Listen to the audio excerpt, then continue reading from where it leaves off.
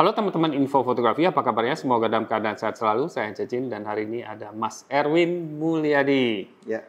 Hari ini kita kedatangan Nikon Z9, sangat fresh, baru sampai di Indonesia langsung dikirimkan ke kami ya. Wah. Thank you banget kepada PT Altanikido selaku distributor resmi produk Nikon di Indonesia. Tapi sayangnya kita hanya dipinjami selama 24 jam saja Mas Erwin. Jadi tentunya kita belum bisa coba secara menyeluruh. Tapi di video ini kita akan sharing ya kesan-kesan kita dan juga beberapa hasil fotonya untuk melihat bagaimana sih sebenarnya kinerja dari Nikon Z9 ini. Ya, kamera Nikon Z9 ini adalah yang terbaik yang pernah dibuat oleh Nikon ya, dengan memadukan antara sensor resolusi tinggi dengan kecepatan syuting yang juga tinggi gitu. Jadi Z9 ini menjadi top line-nya dia, flagship-nya dia dengan 45,7 megapiksel ya, atau kita bilang 46 mega lah. Dan juga videonya juga bisa 8K atau 8K 30 fps. Bahkan nanti kalau sudah diupdate firmware-nya dijanjikan bisa sampai 60 fps. Selain tentunya 4K-nya juga bisa mencapai 120 fps. Luar biasa ya. Jadi keunikan dari kamera ini adalah memiliki sensor full frame tapi dengan arsitektur stack sensor, Mas Erwin. Ya. Ya, jadi memungkinkan untuk baca tulis yang sangat cepat sekali sehingga bisa shoot dengan kecepatan yang sangat tinggi. Continuous shoot-nya mencapai 30 frame per second, 20 frame per second, tidak ada masalah sama sekali dan juga yang tadi Mas Erwin bilang videonya juga nggak masalah. Yang paling unik dibandingkan dengan semua kamera yang ada adalah si Nikon ini tidak memiliki shutter mekanik. Ya. Jadi waktu kita motret benar-benar silent karena dia cuma mengandalkan electronic shutter. Kalau kita rindu dengan suara cekrek-cekreknya, tentunya kita bisa nyalakan sound effect dari menu dan kita bisa pilih pitch-nya mau high atau low sesuai dengan selera. Tapi sebenarnya tidak diperlukan dan kalau misalnya kita matikan, dia tetap ngambil gambar totally silent tapi nanti ada tanda di layar LCD-nya, ada tanda bahwa kita ngambil foto gitu loh.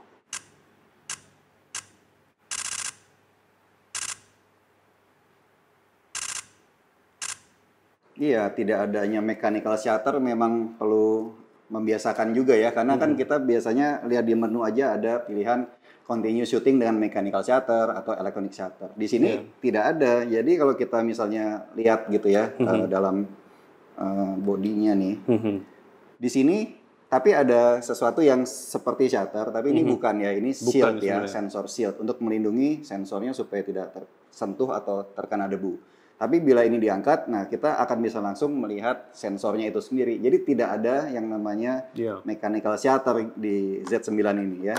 Nah kita akan coba lihat-lihat secara fisik. Karena ya pasti yang teman-teman penasaran kan seperti apa nih Z9. Kalau dijelajahi dari depan belakang ya, atas bawah. Yang pasti dia adalah jenis kamera dengan grip vertikal yang terpadu ya. Battery grip atau vertical grip. Sehingga kita bisa pegang dengan cara normal begini ataupun yang vertikal. Dan ini tentunya baik orientasi seperti ini ataupun begini, dua-duanya digenggam solid, nyaman, dan terasa stabil ya di tangan. Gitu. Dan memiliki tombol yang duplikatnya ya, jadi kita tetap merasa ergonominya tetap enak ya, tombol-tombolnya tetap tersedia, shutter dan sebagainya, dan bahkan joystick di belakang juga ada. Betul, jadi di belakang ada AF on, joystick, roda dial depan belakang. Dan waktu saya coba pertama, saya agak kaget karena waktu saya foto-foto, kok ada yang seperti kepencet gitu. Ternyata di sini tombol shutternya kepencet. Nah, terus setelah dilihat ada tuas lock. Ada locknya. Dengan adanya lock ini, dia udah aman ya, jadi tidak usah khawatir, nggak sengaja kepencet. Karena menarik sekali. Menurut saya desain yang battery grip gini untuk kamera gini sebenarnya biasanya lebih besar. Dan kebetulan tangan Mas Erwin kan cukup besar. Jadi sampai ke ini. Jadi memang kalau kita bandingkan dengan Nikon D5, D6 misalnya, dia tuh 20% lebih kecil. Tapi bagaimana dengan beratnya? Apa yang Mas Erwin rasakan tuh tentang? Iya, secara pengalaman menghandle ini ya, saya masih menganggap ini masih wajar sih. Mungkin salah satu penyebabnya juga ini lensanya juga termasuk yang cukup ringan lah ya Iya, yang kita ada. iya. Tapi memang dengan desain seperti ini kita mau expect apa? Bobotnya pasti lebih dibanding yang desain yang lebih kecil kan. Betul. Gitu. Karena salah satunya juga karena solidnya dia ya. Gitu. Dari bahannya, kemudian weather sealingnya itu pasti sudah yang paling mantap lah gitu. Betul. Terus kalau kita tinjau lagi, dia di atas khasnya Nikon profesional dia ada tombol-tombol langsung ya, mode dan lain-lain yang tetap mengharuskan menggunakan 2 tangan ya untuk keamanan lah. Jadi satu tekan, satu putar kayak gitu. Di bagian atas ada jendela LCD tambahan yang agak bingungnya space-nya sebenarnya luas nih, tapi dia hanya setengahnya mungkin ya. Dan ini tidak ada tombol apapun, tapi ini mungkin desainnya memang seperti ini ya. Dibuat ke depan semua. Kemudian jendela bidik LCD yang sistemnya flip ya, jadi dia bisa dilipat ke atas untuk low angle, ke bawah, ataupun bila kita memegangnya vertikal, kita bisa angkat begini ya untuk low angle juga, atau ya begini juga ya untuk high angle. Jadi dia ada 4 arah ya bisa dibilang ini LCD-nya. 4 axis katanya. 4 axis ya. Yang dia tidak ada memang bila kita mau lipat ke depan ya, itu yang tidak ada. Karena desainnya memang hanya untuk flip up atau down gitu. Di belakang seperti biasa tombol-tombol yang memenuhi bagian belakang, di bawah ada tambahan quality, WB dan LAN. Nah, terus memory card. Kalau kita tinjau sudah pasti dual memory card ya. Tapi yang kita mau lihat dua-duanya adalah XQD ya. XQD atau CF Express ya. Jadi tidak bisa SD card yang kecil. Jadi sudah harus upgrade yang gede.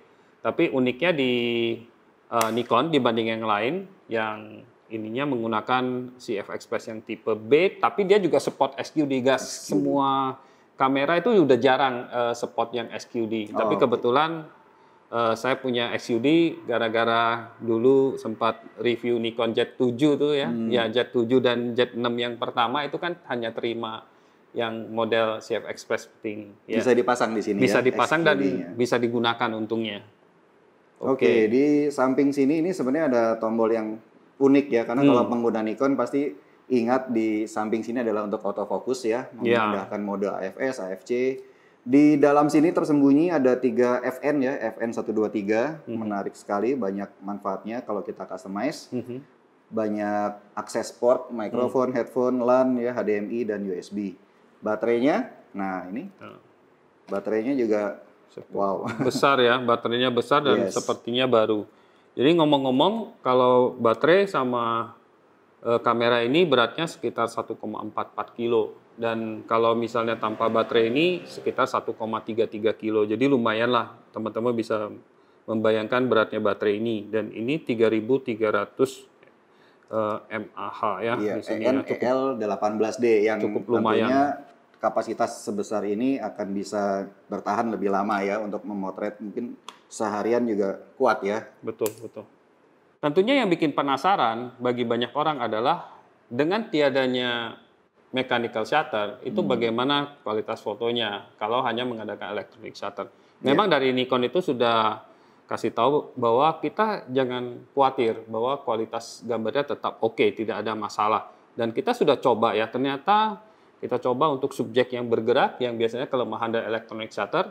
Kalau yang kamera-kamera yang tanpa dengan teknologi stack sensor itu nanti jadi distorsi akibat dari baca sensornya itu kelambatan. Jadi nanti bentuk-bentuknya jadi skew ya. Ya seperti contohnya foto kipas ini ya. Selain itu juga bisa memunculkan bending. Kalau misalnya pencahayaannya flicker ya, kayak lampu-lampu yang di rumah itu biasanya kan kedap-kedip sebenarnya. Jadi ada garis-garis seperti itu. Tapi itu tidak ditemukan kalau kita motret dengan Nikon Z9 ini, padahal pakai electronic shutter. Dan dengan electronic shutter dia bisa shoot dengan shutter speed yang sangat cepat juga, 1/32.000 detik loh. Ya. Itu luar biasa. Jadi kalau kita motret di luar dengan bukaan saat besar, misalnya f1 misalnya kan, atau f1,2, kita tidak perlu khawatir. Kita tetap bisa dapat exposure yang tidak over seperti itu. Nah, kedua, saya juga mencoba ISO tingginya nih, ya kan? Mas Heru juga udah coba kan. Dan seperti biasa, Nikon memang memberikan gambar yang cukup bersih lah ya di ISO tingginya ya. Kita bisa cukup aman dengan memotret dengan ISO 3200 misalnya. Memang kalau 6400 atau lebih, kalau kita lihat di bagian gelap, shadow itu udah mulai kekurangan detail ya. Detailnya udah sedikit berkurang dan noise mulai muncul. Tapi secara keseluruhan masih enak dilihat. Bahkan saya coba sampai ISO 25600, menurut saya kalau untuk fotojurnalisme ya, untuk sport itu masih oke banget ya kalau kita ingin cari yang penting momennya ya. Jadi warnanya, integritas dari pixelnya masih menurut saya masih oke. Bahkan kalau terpaksa kita bisa up lagi ke high one yaitu ekuivalen dengan sekitar 50 ribuan itu masih oke. Tapi kalau yang high two yang tinggi besar 100 ribu itu menurut saya udah kurang bagus ya dari warnanya segala macam. Hanya untuk emergency use saja. Ya memang sensornya Z9 inilah yang membuat kita ingin tahu ya, tapi tadi sudah terjawab bagaimana bagusnya dia secara electronic shutter, tidak ada distorsi dan ISO tingginya juga masih cukup bagus.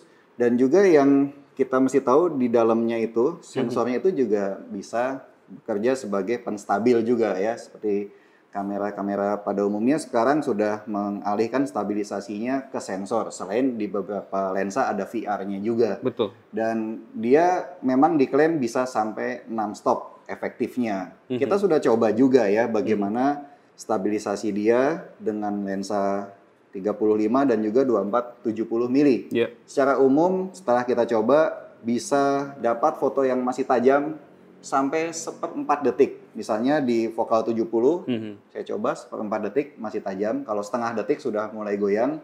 Jadi kurang lebih ya sekitar 4 sampai 4,5 stop. Yang lumayan. mana ya sudah lumayan ya dibandingkan tanpa ada bantuan stabilisasi di sensornya gitu. Iya, kalau kita pasang dengan lensa yang punya VR atau vibration reduction, misalnya 70-200 mm f2.8, itu tentunya mungkin kita akan dapat 5 sampai 6 stop ya. Ya, seperti itu.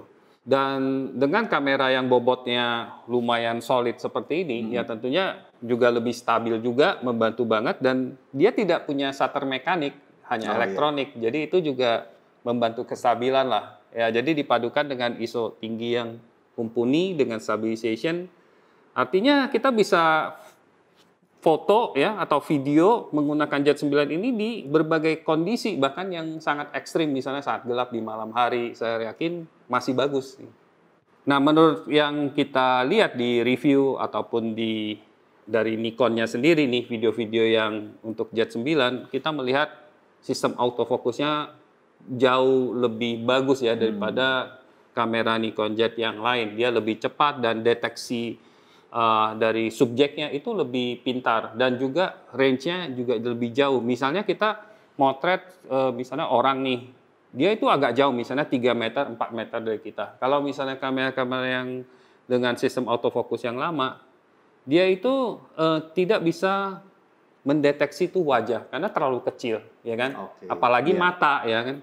Tapi kalau yang Z9 meskipun dia agak jauh masih bisa kedeteksi gitu. Tapi sayangnya karena kita hanya dipinjemin 24 jam, ya tentunya kita belum terlalu maksimal ya mencoba kamera ini. Mungkin kedepannya kalau kita punya lebih banyak waktu, kita bisa mengujinya lebih seksama lagi tentang sistem autofokusnya.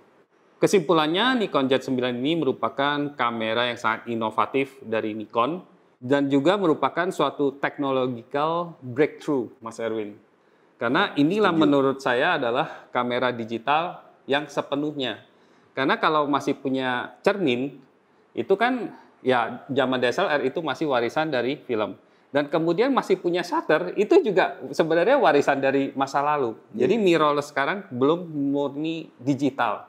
Tapi Nikon Z9 ini adalah pure digital. Jadi dia langsung menangkap ke sensornya tanpa harus ada ini, dan kualitasnya sudah sangat baik sekali. Dan harapan kami adalah tentunya ke depannya banyak kamera-kamera versi yang lain juga menggunakan teknologi stack sensor ini tentunya. Dan karena Z9 ini lumayan besar ya, dan ini memang cocok untuk para fotojurnalis yang memang butuh kamera dengan bobot yang cukup besar, dengan battery grip yang besar kapasitasnya, tentunya ini sangat cocok sekali. Tapi tentunya kita harapkan bahwa ke depannya ada kamera yang juga lebih kecil, ya seperti itu. Menurut Mas Heri gimana? Iya, lebih kecil dengan desain yang sama soal sensornya itu ya. Jadi tidak lagi menggunakan mechanical shutter ya. Karena ya setelah ini maka kita sudah punya sebuah contoh bahwa ini loh kira-kira bila di masa depan kamera itu semuanya tidak pakai mechanical shutter. Ya begini, di foto tanpa ada suaranya gitu kan. Dan tidak usah mengkhawatirkan sudah berapa banyak nih kamera saya memotret shutter count-nya gitu ya. Karena jadi sudah bye-bye lah kekhawatiran seperti itu. Tidak perlu nanya lagi shutter count-nya berapa kalau kita beli kamera bekas. Karena ini shutternya tidak perlu lagi, ya kan? Jadi kameranya juga lebih awet, bisa digunakan dalam jangka panjang. Ngomong-ngomong, Nikon Z9 ini sudah dibuka pre-ordernya oleh PT Alta-Nikindo dan dalam sekejap saja sudah habis kabarnya. Jadi selamat kepada Nikon ya, PT Alta-Nikindo. Nah, ngomong-ngomong soal pre-order ya, tentunya ada batch yang kedua lagi. Kabarnya mungkin bulan-bulan ke depan. Dan paket yang pre-order yang ada itu harganya 89.999.000 dan akan mendapatkan bonus yaitu adapter Nikon F2Z, sehingga teman-teman yang mungkin masih banyak yang memiliki lensa-lensa Nikon yang di zaman SLR itu bisa langsung pasang ke Z9 ini dan kalian tetap menikmati misalnya fungsi-fungsi seperti autofocus atau VR di sini kalau lensanya memilikinya, dan juga tentunya data EXIF datanya tetap akan terekam di hasil gambarnya. Ya. Bagi teman-teman yang ingin mengetahui lebih jauh tentang teknologi yang ada di Z9 ini, sebenarnya saya sudah pernah melakukan live show ya, yang teman-teman bisa nonton lagi di link di atas ini. Mudah-mudahan info yang kita berikan kepada teman-teman bisa bermanfaat dan sampai jumpa lagi di review berikutnya.